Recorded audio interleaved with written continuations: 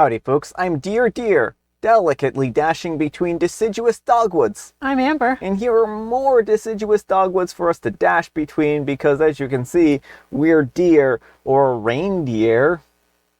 It was the closest thing I had. Let's get started. Alright folks, and our first letter is titled, Am I a Jerk Because I Won't Let My Friends Decide Who Gets Me in Their Divorce?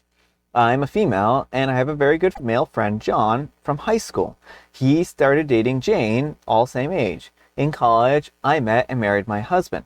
We all went to the same college and all got along famously. It was really the most ideal thing ever. One night, now 15 years into our friendship and 11 years into my marriage, I heard a phone call and my husband is basically flying out the door in the dead of the night. I said, what in the world is going on? And he says that he can't tell me. He's super uncomfortable with all of this. I see his phone and it says John, and he apologizes profusely. He says he doesn't know what to do, and he can only say that he promised not to say anything, and then he left. I sat up waiting for hours, wondering what in the world happened. My mind was spinning. Long story short, Jane was cheating on John, doing illicit substances, and had a hysterectomy behind his back. John left her and gathered the guys to tell them. Husband came home and was surprised that I was still there. Apparently, Jane was going to meet with me and the girls, but took illicit substances and passed out, messing up the plan to tell everyone equally. I confronted John, saying that I was friends with him before Jane, before anyone in the group, in fact. Now, not only that, he got my husband to lie to me. Unacceptable. He said that they would agree that Jane could have me in the divorce, so he didn't know what else to do. She doesn't have much a family right now and few to no friends. John knows that I've lost family members to substance use disorder and the lies and the hurt that came out of that. Jane has been using substances, cheating, and hiding it for like 10 years. She admitted this. John desperately wants the big family, and that's gone now. They both knew that this is not something that I would forgive. Even if I did, it's my choice who I decide to have or not have as friends. I am not properly split. I let it go because I knew John was devastated, that they had been trying to conceive for the whole time and it was a lie. My husband and I had a talk. I don't approve, but he thought that I would be getting my own call. That I would be confused and worried for minutes, not hours. Moving forward, John says that I need to be there for Jane. He invites my husband out, but not me. We're also devastated that our whole social group is imploding. My husband went to a few outings to be supportive and to give John time. It's been 6 months and still no invites for me. John has said that this has nothing to do with me. Jane came clean and no one in my group is suspected of covering up for her, etc. She simply asked for me and it's the least that he could do. The group is divided. Some say that I should be there for Jane. I've known her for most of my life. And they say that she shouldn't start from scratch without any of her friends after a divorce or rehab. For the secret hysterectomy alone, I just can't respect her anymore. I don't want her as a friend, but I'm the only one she's quote-unquote asking for. Alright folks, what do you think of this situation? No, you're not in the wrong. And all those people who are saying, oh, well, she needs to have a friend, they can step up and be her friends. You know, it doesn't matter if she's asking for you specifically. You are allowed not to be friends with a person for any reason. And it sounds like you have good reasons to not want to be friends with her. I think it's time that you and your husband told John to cut out his nonsense and that your husband stop going out with John if he's going to keep doing this weird, like, it's us guys now. Like, it seems like they're pushing OP into this because she's a woman. I have a really hard time with the situation because this is such a bizarre thing to say. You can't be friends with me because you're friends with someone else. With someone I'm forcing you to be friends with. Yeah. So I think that alone is just a strange requirement. Like, what are we, in kindergarten?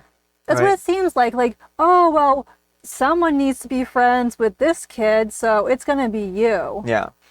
So I think that this is a very odd situation. And I mean, I would tell OP's husband that, no, if I can't be friends with John, then you're not going to be friends with him either.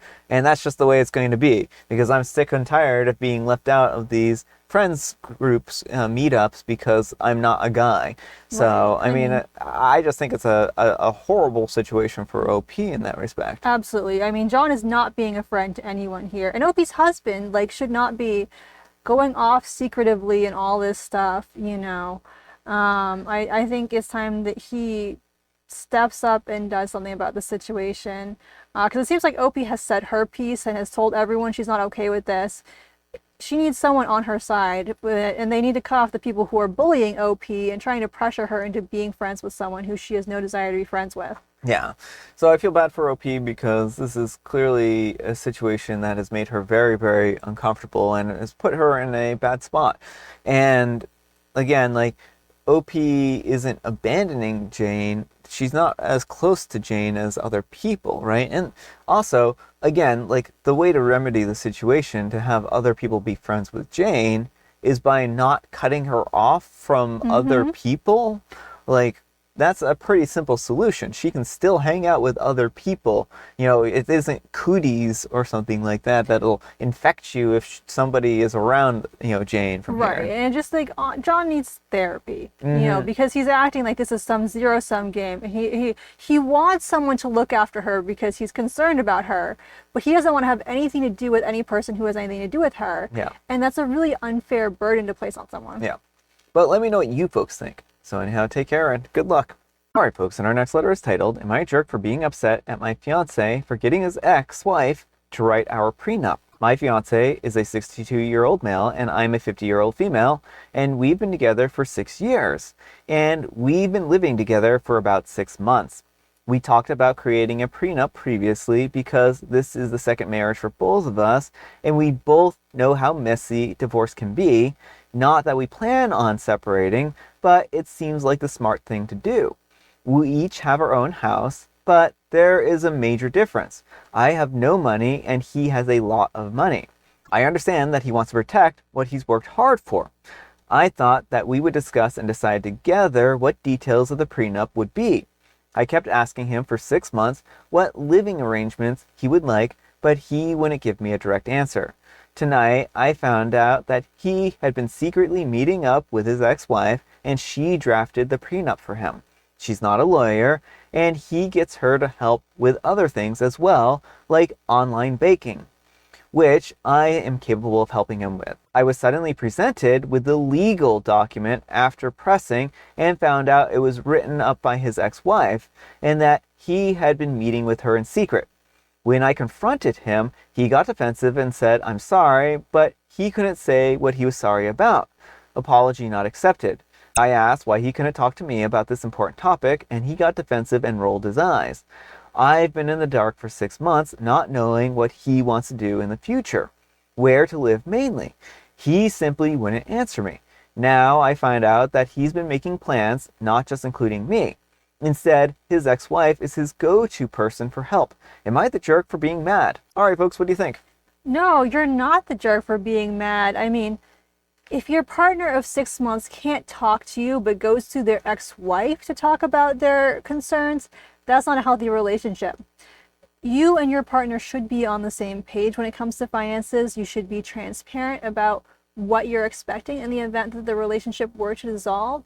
And his reluctance does not give me warm fuzzies. I mean, I could understand him consulting a lawyer to get a draft of a prenup written up together, right? And then, sitting down with OP and figuring out what they wanted to do for asset separation. But the fact that they can't even have this conversation when they're already supposed to be like at the peak of their happiness, right? When they're supposed to be at the peak of their working together before they're even married, says a lot about the future of their relationship. And his ex isn't even a lawyer. Yeah. So this is, to me, is kind of a red flag because OP is, it's clear that he doesn't know how to communicate with OP in a healthy way, and that gives me a lot of concern. So I don't think that OP is wrong for being annoyed or mad about this because she has been left out of important conversations, right? And she just wanted some simple answers, and he's refused to answer her. Right, like even if he was working with a lawyer, which would be a good thing to do if you're writing a prenup, he still should be able to communicate and talk to her about what his expectations are. Yeah, because at this point in time, they're both in love, they're both friendly, and they're just doing the prenup because they understand that sometimes things go wrong, and that's why it's good to have a prenup when you're on good terms, right? But let me know what you folks think. So anyhow, take care and good luck. And Grumpy Lump 91 says, not the jerk, this isn't the guy. And OP replies, update, you all gave me the clarity and strength to speak up. I'm very grateful. I asked him why he was making plans for our future with his ex-wife secretly. He said, I did nothing wrong. When I need her help, I ask her. I had the document for a long time. I knew that you would freak out as soon as I gave it to you. If he knew that I would freak out, why did he do it like this? If he thinks that he did nothing wrong, why is he being sneaky? The prenup was originally my suggestion a long time ago. I've never had a problem with the document itself. The problem is the deception, him and his ex planning things that affect my life without me. He asked if I wanted to leave him, and I said yes. He is now packing his things and leaving. I am feeling numb, frustrated, and disappointed with myself and with him for letting it get this far. I intended to move forward with my life, no longer trying to make him happy while he is clearly wanting something or someone else. Well, I mean, what do you think of that update? I mean, it sounds like it's for the best that the relationship is over. It doesn't seem like it was a good one. I mean, sometimes in relationships you do have to have hard conversations, especially if you have different ideas about asset distribution, financial stuff, and whatnot. So, oh, I knew you'd be upset about this is not a good reason to not talk about the hard things. All right, folks, and our next letter is titled, Am I a jerk for telling my sister-in-law that she's not as selfless of a mom as my wife? I'm a 41-year-old male, husband, and dad to 2 little girls, a 10-year-old female and a 5-year-old female. Our daughters are half-sisters. They have the same bio mom, and we adopted them a little over 4 years ago. We love our girls very much. Alyssa is an amazing mommy to them. Since our youngest was a baby when we adopted her, she's pretty well adjusted. Our oldest was 6 when we adopted her, and she had significant trauma. When we first adopted her, she didn't bond with either of us and had emotional issues. It's been a long journey, but she is doing much better now. And it's been beautiful watching her grow into a happier and more secure child. She adores Alyssa, and I think in large part it's because my wife is patient, supports her, and loves her unconditionally. My wife, Alyssa, and I always wanted kids, but when we started trying in our 30s, she wasn't getting pregnant. We found out there were a lot of issues on her end that were making it hard for us to conceive. Alyssa was devastated at the time, but I took it a lot easier since I knew there were other options, for example, adoption. When we started the adoption process, everyone was supportive except my brother Pat, a 38-year-old male, and his wife Taylor, a 38-year-old female. Once, they both sat me down and told me that it wasn't fair that I wouldn't get bio kids because of Alyssa. They encouraged me to find a surrogate mother rather than go down the adoption route. I think that option is great for some people, but having bio kids didn't appeal to me at all, much unless it was with Alyssa. I was just as happy to adopt, and I told Pat and Taylor numerous times. Alyssa and I currently live about 8 hours driving distance from my family. We drove to my hometown yesterday afternoon to celebrate my dad's birthday. At the time, we thought that we would make it a weekend trip. Last night, after all the kids were asleep, my wife, Pat, Taylor, and I were sitting by the fire having some wine. Alyssa was talking about how hard of a time she's having with our youngest daughter starting kindergarten this year. Alyssa was saying how our youngest is her baby and she's growing up so fast. Out of the blue, Taylor asked if Alyssa thought of our daughter as her baby as well, since she came into our family when she was older and we missed some of her formative years. Alyssa said of course she did. Taylor then said that Alyssa is a great mom and she feels bad that she never got to experience pregnancy and childbirth. Alyssa said that she was sad about that before, but now that she has our girls, she's happy that things worked out the way they did because she wouldn't trade either of them for the world. Taylor proceeded to say that the love that Alyssa had for our kids was different because she never experienced the bond that comes with carrying a child, giving birth, and knowing that you and your partner created it. Taylor then said the bond that you have with your bio kids is hard to explain if you haven't experienced it yourself. She then started talking about how pregnancy is a selfless thing because you're giving your body to another human being and sacrificing so much to bring it into the world. Alyssa kept her cool, but I was fuming. I said that all families are different, and it's incredibly shallow to imply that Alyssa is less of a mom because we adopted our girls. I also said that in my opinion, Alyssa is the most selfless person that I know. I said that Alyssa took in 2 little girls, the oldest of whom had significant trauma, and has completely devoted her life to giving them the best childhood possible. I also said that unlike Taylor and Pat, Alyssa doesn't need to know that her kids share the same DNA as her to love them unconditionally. I then proceeded to tell my sister-in-law that I'm sorry that she's not capable of that kind of love because of her comments. It seemed as though she wouldn't be able to mother a child who wasn't her own biologically. Taylor started crying, and Alyssa said that all families are different and we love all our kids. And I said that Taylor was the one who started the comparison game. We all went to bed, and Taylor left the fire very upset. This morning, my mom pulled me aside and said that Taylor told her basically she said that she wasn't as good of a mother as Alyssa. I explained to her the things that Taylor had said before I made those comments, and my mom agreed that they were completely awful. My mom did say that I shouldn't have said that to Taylor and that she was less of a mom than Alyssa, though, because both of them love their kids. I said that I was sticking up for my wife, and that if Taylor is going to make comments about Alyssa's experiences with motherhood, I'm going to throw it back at her. My mom thinks that I owe Taylor an apology, but I'm not sorry in the slightest. Alyssa told me that Taylor's comments don't bother her because she knows the bond that she has with our kids, and said that she'd be okay with me apologizing to keep the peace with my brother and sister-in-law. I really don't want to apologize though, and honestly, I'm thinking of leaving tonight. Am I the jerk? All right, folks, what do you think?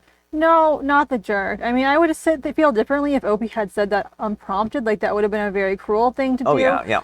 But the fact that Taylor was going on and on about how OP's wife wasn't really a mother and couldn't understand true motherhood because she had never carried a child, that's just gross. And, like, just demeaning someone. It seems like she just wanted an excuse to put OP's wife down because she couldn't have biological children. I mean, I think, like OP said, choosing to raise a kid that's not yours is a very selfless and generous act. Mm-hmm.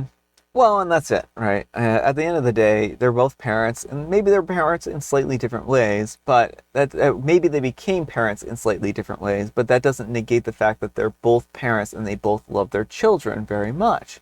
And I think that Taylor is the one who owes the people an apology, if anything.